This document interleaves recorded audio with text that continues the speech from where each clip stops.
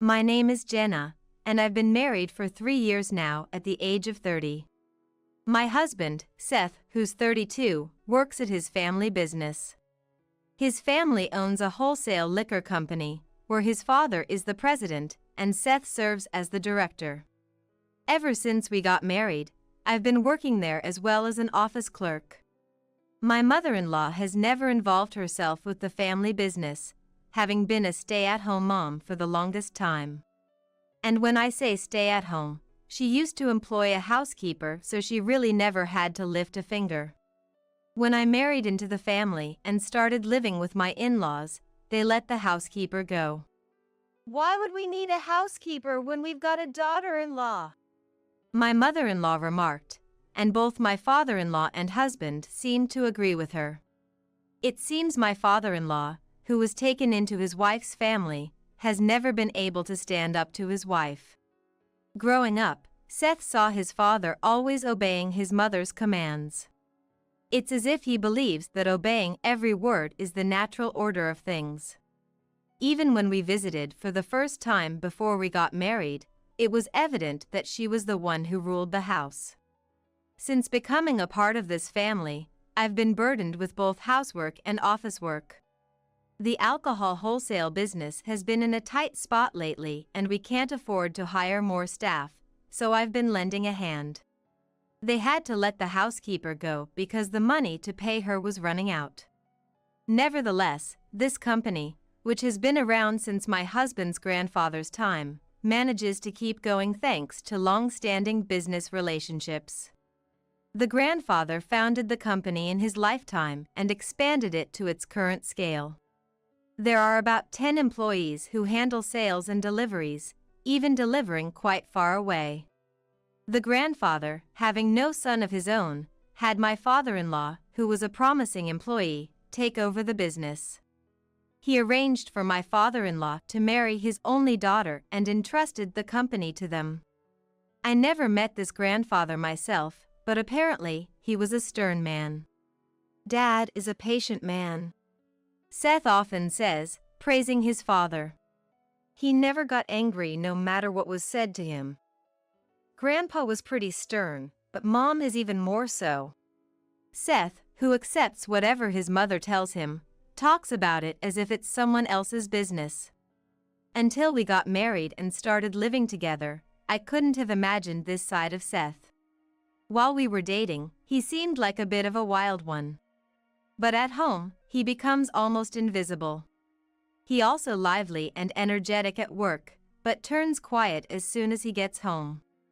The same is true for my father-in-law, who's bustling at the company, but becomes as quiet as a church mouse at home. I was shocked at first by their transformation, but now I find myself in the same boat. In this house, my mother-in-law is the absolute authority, and no one dares to defy her. When we first started living together, she made a huge fuss because she didn't like the food I made.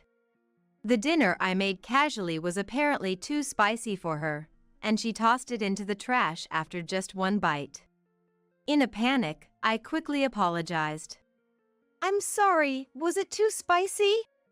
My mother-in-law made me stand before her and began her lecture. Are you trying to make me sick by making me eat something this spicy? I was petrified by the sight of my mother-in-law face, which looked like a demon. Seth and my father-in-law stopped eating their meals and sat rigidly, their eyes cast downwards. When I cast a fleeting glance at them for help, I saw Seth's face, even paler than mine.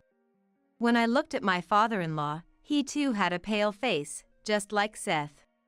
From their expressions, I could imagine how terrifying my mother-in-law lectures were.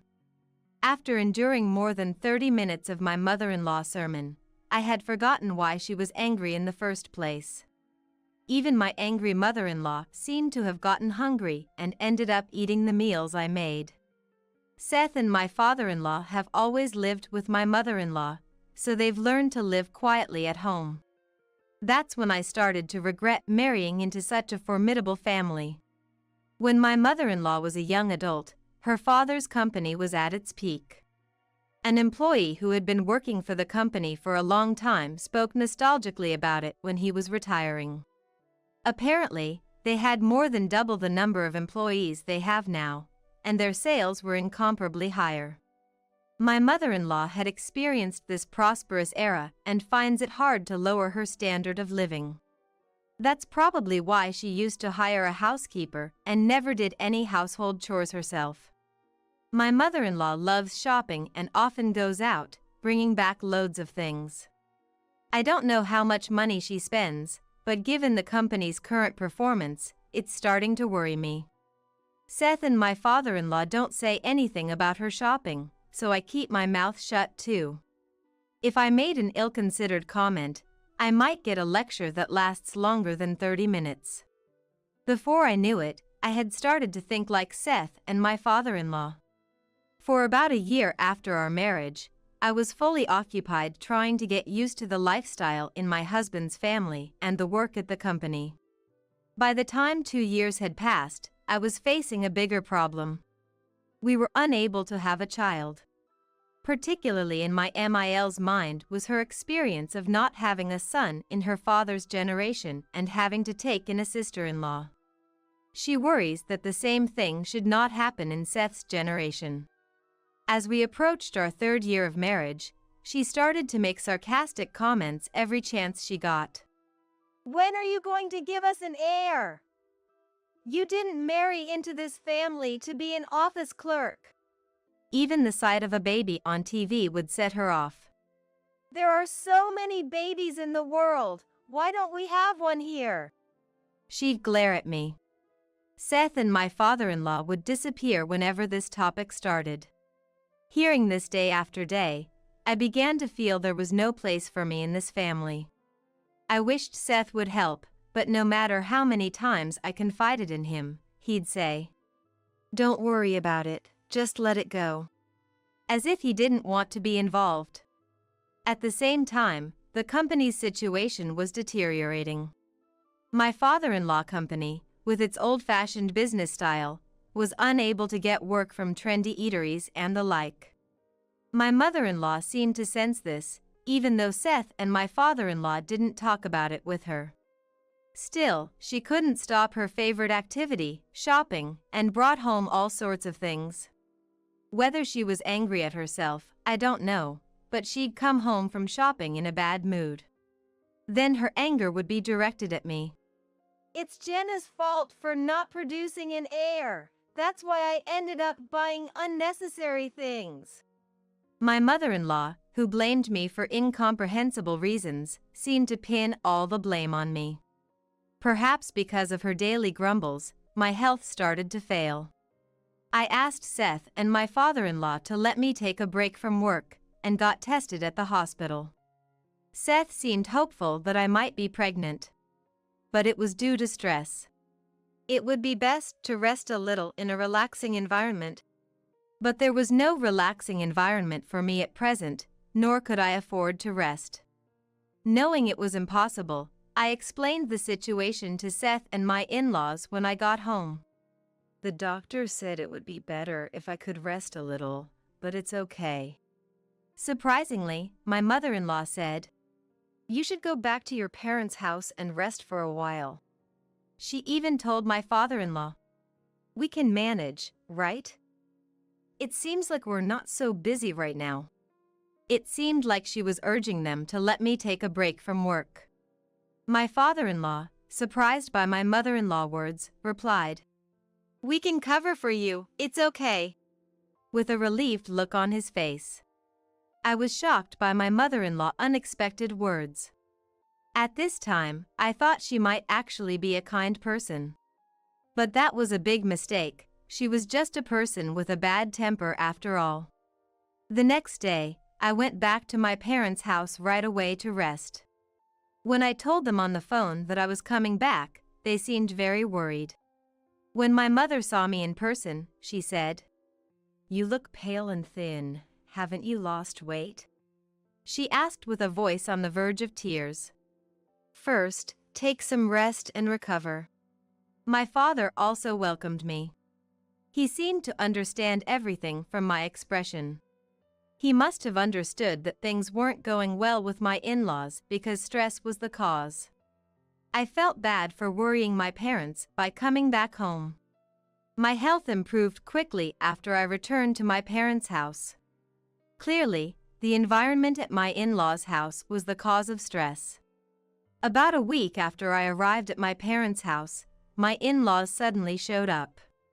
I could understand if my husband Seth showed up, but I never thought my in-laws would come to my parents' house. My mother-in-law suddenly started yelling as soon as she arrived. "We're returning this good-for-nothing daughter-in-law who can't even bear an heir. It's up to the parents to take responsibility." Even my mother, who met her at the door, was too surprised to respond. My father rushed to the entrance and challenged her. "I can't let it go if you call my daughter a failure." "What do you mean?" My mother-in-law fought back when my father immediately rebutted her. 3 years into marriage and still no baby. What's more, she's weak and can't work." My mother, finally regaining her composure, counterattacked. "Isn't Seth also responsible for not having a child?" My mother-in-law dismissed her with a snort, making baseless excuses. "There's nothing wrong with Seth. The problem lies with your daughter."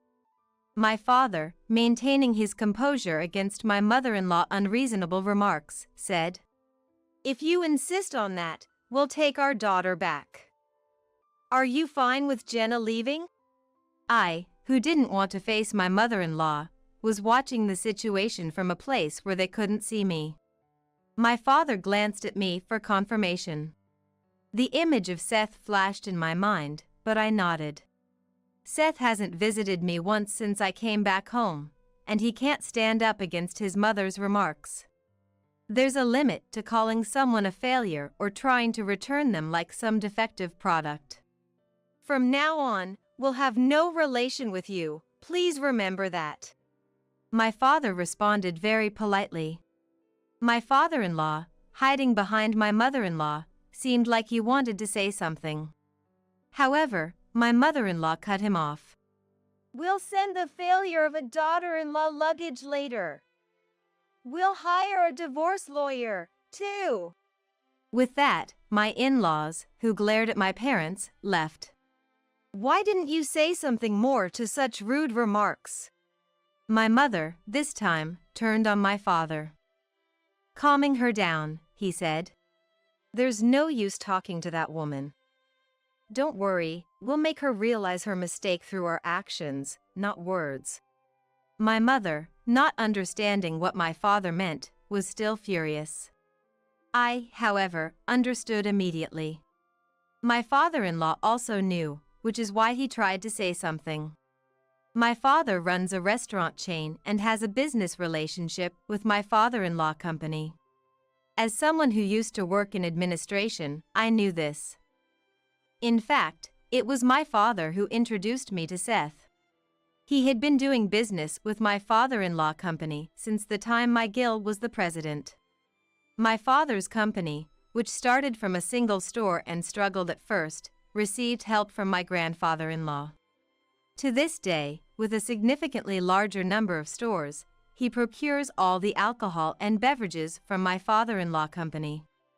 To be honest, it seems cheaper to source from elsewhere, but they continued trading out of gratitude to my grandfather-in-law. Given that my father's company also runs an affiliated pub, it's a big account for my father-in-law company. My mother-in-law, who didn't know about this, was able to maintain her attitude towards my father. The next day, my father called my father-in-law company and told the person in charge, "We're ending all transactions with you." The flustered person in charge immediately reported to my father-in-law and Seth. My father-in-law, who had not anticipated that all transactions would be stopped, finally lost his temper with my mother-in-law. "Because of you, we've lost a major business deal." The normally gentle father-in-law fury and the loss of a major deal seemed to have shocked my mother-in-law. "What? It's because of me?" My father-in-law explained to my mother-in-law that I am the daughter of a major client. When Seth and I got married, this was brought up, and my father-in-law thought my mother-in-law remembered it. She, who didn't care about business, had completely forgotten and only then remembered. Now that you mention it, I vaguely recall something about it when Seth was getting married. Finally grasping the severity of the situation, my mother-in-law was flustered. Seth also lashed out at her. What were you thinking, deciding on Jenna and my divorce on your own? I had reported to Seth about my mother-in-law demanding a divorce from me. I don't want a divorce. Moreover, if things continue this way, our company will collapse. Given that my father's company is a large client and profitable, if the transactions stop, they wouldn't be able to manage the business. Presently, all trading partners are demanding lower prices, and they're hardly making any profit. My father's company, due to the relationship between my GIL and my father, hadn't requested any price reduction. Such a relationship of trust seemed to be the reason why my father introduced Seth to me. That evening, my in-laws and Seth came to my parents' house, but my father did not allow them inside. At the door, my father asked, "After all the disrespect, what brings you here today?" His anger was evident. As my father-in-law apologized from the bottom of his heart and pleaded, "We are sorry for our behavior yesterday. Could we ask you to reconsider our trade relationship?" Despite his plea, my father didn't seem to lend an ear. "We were trading out of respect for the former president, but let's end it now," my father said, and my father-in-law apologized over and over again. Then, turning to Seth and my mother-in-law, he said, "You two should apologize as well." Prompted by my father-in-law, both seemed unwilling. Moreover, my mother-in-law stated, "Why do we have to go this far? Let's just give up and find another trading partner," expressing her refusal to prostrate. Seth also followed suit. "There's no need for us to apologize," as Mom said. They wouldn't listen to my father-in-law. Seeing Seth's attitude, my father became even angrier. "Seth, I'm disappointed in you. Why didn't you defend my daughter?" At my father's words, Seth couldn't respond and kept his gaze low. "Because you always do whatever my mother-in-law says, I've been suffering." Without thinking, I rushed to the entrance and finally voiced my feelings towards Seth. Seth tried to speak, but, watching my mother-in-law facial expression, he couldn't say anything. Seeing him like this, I decided that divorce was the only option. Until now, I thought we might be able to mend things. But even that tiny hope vanished completely. "I'll pick up my belongings later," I told Seth clearly. My mother-in-law didn't seem to like this attitude of mine and started making a fuss. "Yes, that's right. Seth needs to get a divorce from you quickly and find a new bride." The mother-in-law who had come to apologize started to badmouth me again. "This time, we'll get a bride who isn't a failure and can give us a successor." With that, she loudly walked out of our house alone. Seth immediately followed her. My father-in-law, who was left behind, was urged by my father to stop apologizing. "I've made my decision. I'm going to close the company and leave the house," surprising both my father and me. "Is your business situation that bad?" my father asked, and my father-in-law responded with a bitter smile. "I've been considering closing down the company for a few years now due to continued losses." While I knew their situation was tough, I didn't think it was that serious. "I worked hard to leave the company to my son, but it was all in vain with him behaving like this," hunching his back as he left. The next day, when I went to pick up my stuff from my in-laws' house, nobody was there. As I was moving my belongings and about to show up at the company, I found a great uproar. Creditors who heard rumors of the bankruptcy were swarming, and my father-in-law and Seth were handling them. I left without greeting anyone. A few days later, my father-in-law company declared bankruptcy. My mother-in-law, who had a large amount of debt, filed for personal bankruptcy and ran away with Seth. It seems Seth intends to follow his mother wherever she goes. My father-in-law is looking for re-employment for the remaining employees. I wish Seth could have thought about the employees until the end like his father did. Back home for rest, I became well again. I never thought I would get a divorce during my convalescence. Seeing me depressed after the divorce, a friend who was worried about me introduced me to a man. This man, who has firm beliefs, captivated me. After about a year of dating, we got married, and we were blessed with a baby. When I got pregnant easily, something I had been hoping for so long, I thought the problem must have been with Seth. Now, I can laugh about it, but at that time, I was so troubled that it affected my health. Perhaps a peaceful environment was good for me. In any case, now I can't wait for the arrival of our baby. No employee by that name works here, I'm afraid. I realized my husband Cody left something behind when he went on a business trip, so I called his office and told his name. To my surprise, they said no such person worked there. What could this mean? Suspicious, I started rummaging through Cody's belongings in his room. Then, from his luggage, I found something shocking, something unbelievable. When I found this astonishing truth, I decided to revenge.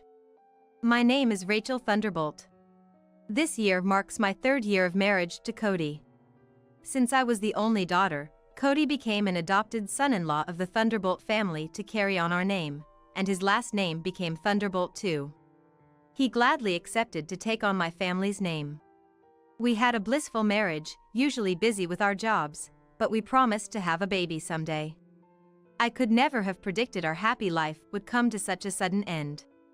It all started on the day Cody left for his business trip. While cleaning his room, I found a large envelope. It looked like important documents for his trip. Oh no! I tried calling Cody, but his cell phone was off and I couldn't reach him. Maybe he was on a plane or on Amtrak train, going through the tunnel. Thinking it urgent, I called his company next. Hello, this is Seven Forest Corporation. I'm Cody Thunderbolt's wife. He forgot something important and I need to contact him right away. Cody Thunderbolt. Please hold for a moment. The man on the phone, presumably Cody's colleague, sounded perplexed. Soon, the call was put on hold, and music began to play. After being on hold for about 3 minutes, the same man returned with an odd word. I'm sorry, but we don't have an employee named Cody Thunderbolt. Are you sure you have the right company?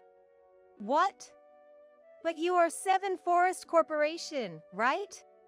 Yes, that's correct, but I was certain it was Cody's workplace. I double-checked the phone number, and it wasn't a common company name. Despite repeatedly confirming the company name and address, they kept insisting they had no employee by that name. All right, thank you. Sorry to bother you. I hung up the phone, utterly confused, but one thing was certain. Cody was lying about something. With a mix of confusion and a desire to find some clue, I searched his room again. And there, in his bag, I found an employee ID card for Seven Forest Corporation. It had his photo on it. He definitely worked there, no doubt about it. But the name written here. It said Cody Harris, a completely different last name. Confused and dizzy, I squatted down. I took a deep breath to calm my mind. Cody had a big secret. Convinced of this, I couldn't just sit still. I went straight to a private investigator to look into his background. Cody's business trip, if his words were right, was for a week. The investigator was skilled, and I got the report before Cody returned. But the content was shocking. To put it bluntly, Rachel Thunderbolt, you're single. What? I don't understand what you mean. Cody has another family. Does that mean he's cheating on me? Well, it's more like you're the other woman. What? According to the investigator, there was no marriage record between me and Cody. He had another family, with whom he was legally married, so they were his real wife and children.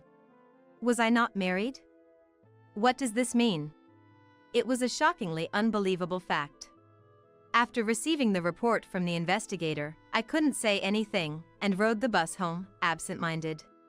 We'll need quite a bit of money for a wedding, huh? I can't afford it right now, but one day we'll definitely have one. I'll work harder so we can also go on a honeymoon. 3 years ago, Cody said that with a refreshing smile and promised, "It's okay if we don't have a wedding. I'm happy as is." I smiled and said that. His parents had passed away, leaving him all alone, so we only reported our marriage to my parents. Since I was the only daughter, he took the initiative to take on the Thunderbolt name. Of course, my parents were delighted with this. We signed the marriage application, but around that time, I got busy at work and couldn't find time to go to the city office with him. "Rachel, you're busy, right? I'll submit it when the time is right." So, I entrusted him with the application, assuming he had submitted it. But in reality, he never did, and so Cody and I were just strangers. We both had different jobs and social insurance, and we kept our finances separate. So, something that should have been apparent from tax documents or something went completely unnoticed. Cody must have known and done it on purpose. I believed we were married and lived as such. Thinking about it made me feel a deep anger rising within me. A week passed, and it was the day Cody returned home. I left work early to wait for him. "Cody, we need to talk." As soon as he entered the living room with the carry-on bag he used for his trip, I talked to him. "What?" "I have souvenirs, you know," he said nonchalantly. Seeing that just made me angrier. "Your real name is Cody Harris, isn't it?" What?" I confronted Cody with the employee ID card I found in his room, and he looked shaken for a moment. "Well, I just kept Harris as my name at work." "What are you talking about? When we met, you called yourself Cody Smith." "Did I? I don't remember." Cody tried to feign ignorance, but I presented him with the private investigator's report. "I went behind your back, sorry, but I had a private investigator look into you. You have another family, and I was just a fling, right?" He seemed taken aback by the evidence but quickly tried to regain composure with a smile. "It wasn't just a fling. I take everything seriously. Don't give me that. You clearly said you'd submit our marriage application." "Did I say that? Then how come we're not married?" Why is that?" Cody kept making irresponsible words, trying to dodge my questioning. His careless attitude only made me more stressed. "You were the one who said, it's okay if we don't have a wedding. I'm happy as is." "That's different. This is a case of bigamy, a violation of the law." "That's fine. Since I never submitted the marriage application with you, it's not bigamy. So my feelings don't matter at all." Finally, my anger exploded. I slammed the table, causing a glass to topple and water to spill onto the floor. "Ah, you're so noisy. I didn't think you were such a troublesome woman." Cody picked up his carry-on bag again and opened the living room door. "Then, I'm going home." "Going home? Where to?" "To my real home, obviously. It seems like a hassle to stay with you now. I won't come here for a while. Cool off in the meantime." Leaving these words as if I was the villain, Cody left the house. "Coward! Irresponsible man!" I threw a tissue box, but the front door closed mercilessly, and Cody never came back after that. I won't let this go. Didn't he realize in these 3 years that I'm not a woman who would just let things slide? I decided to make Cody pay for this. The next day, I called Misty Harris, Cody's legal wife, whose number was in the investigator's report. A woman answered, and I could hear a boy's voice in the background. "Hello, are you Misty Harris, Cody's wife?" Yes, I am. My name is Rachel Thunderbolt. I've been, well acquainted with Cody. Unsure how to start, my words trailed off, and Misty sounded very puzzled.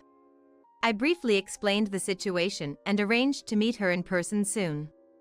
At a coffee shop, as soon as we met, Misty glared at me with disdain. You have the nerve to show up after messing with someone else's husband. Wait, please. I'm a victim too.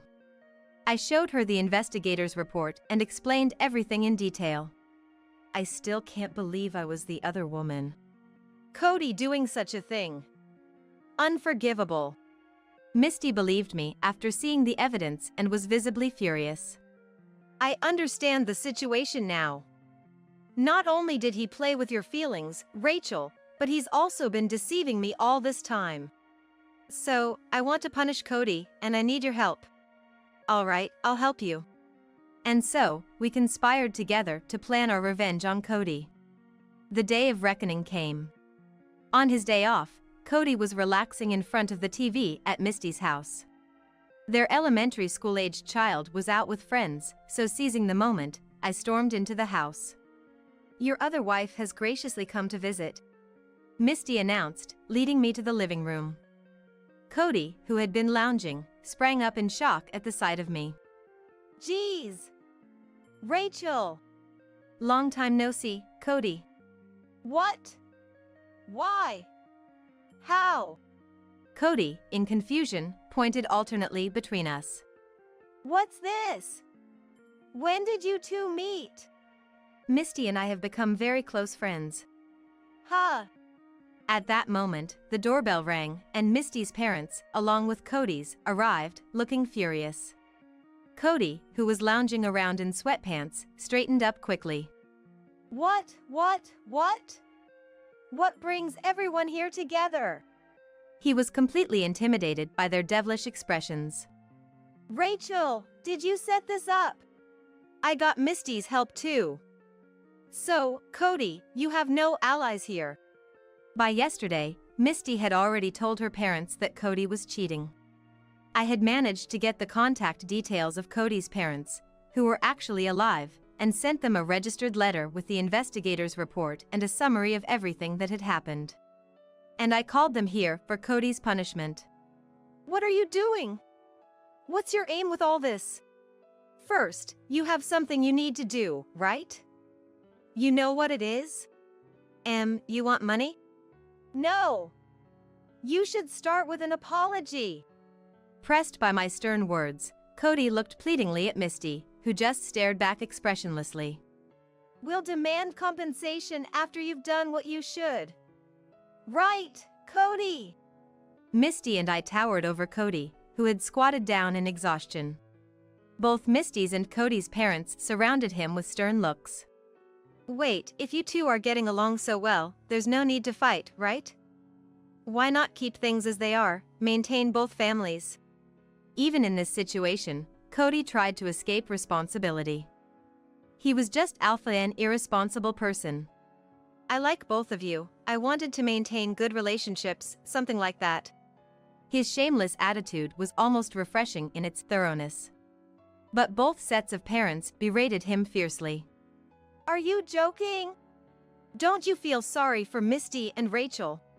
Shouts and tearful voices filled the air, and Cody shrank back, letting out a pathetic whimper. I took a deep breath and spoke calmly. I understand exactly what you want. You do? So we can keep things this way, right? No way! I'm utterly disappointed. I'm breaking up with you. And I'll be expecting compensation, so make sure you're prepared. What? No. As I declared my decision to part ways, Misty followed suit. I'm divorcing you too. Expect to pay compensation and child support. I don't ever want to see your face again. Get out. Cody looked up at me, his eyes tearing, and tried to plead. Before I say, don't think of coming back to my place. I won't let you in. I'll apologize properly. Let's submit our marriage application this time, right? Let's get married.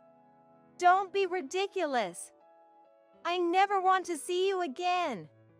Goodbye. Cody was disowned by his parents then and there, losing his last refuge. He was ousted from Misty's house by everyone present and stood dazed outside the gate. That was the anticlimactic end of our relationship. Now for the epilogue. Cody, having to pay us compensation and losing everything, stayed at cheap hotels and internet cafes. But after my call to his company about his business trip raised suspicion, his boss confronted him, and his double life was exposed. The whole company found out through the colleague who took the call, so Cody quit his job, fleeing in shame. True to his irresponsible nature, he ran away just because he felt uncomfortable, despite having no money. Eventually, Cody ran out of money and became homeless, as I heard. As for me, I ended my relationship with Cody, but the emotional scars of spending 3 years as the other woman didn't heal easily. I buried myself in work to forget, leading to a life consumed by my job. A male colleague, concerned about me, asked, "Is something wrong?" and we started going out for drinks together. While venting over drinks, I found myself crying, but he just silently supported me. Having lost trust in people, I began to feel that maybe I could trust this man, and we started dating. I'm experiencing a modest happiness now. Someday, I'm sure I'll find true happiness.